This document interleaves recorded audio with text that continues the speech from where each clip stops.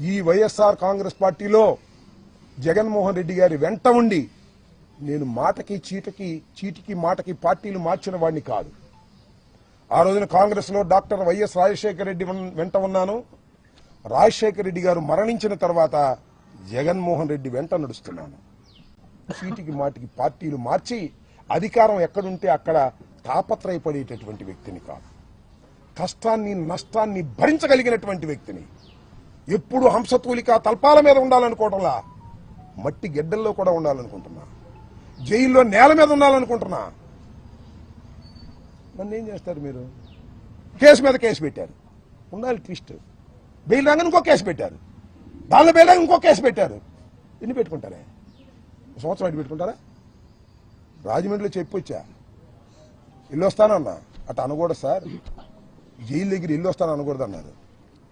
ఈ 5 సంవత్సరాల్లో మళ్ళా పంపిస్తారా లోకేష్? నేను సిద్ధంగా ఉన్నాను రావడానికి అని కూడా చెప్పా. I don't care. తగ్గను. ఎన్ని కేసులు పెట్టుకున్నా తగ్గను. సావనైనా చస్తాను గాని ఎంబటి రాంబాబు తగ్గే ప్రశ్నే రాదు. చంపితే చస్తా, బ్రతికుంటే సాధిస్తా, చంపేస్తే సమాధి సాధిస్తా. చంద్రబాబు గుర్తుపెట్టుకో. భయపడే ప్రశ్న ఉద్భవించదని కూడా ఈ సందర్భంగా నేను చెప్పదలుచుకున్నా.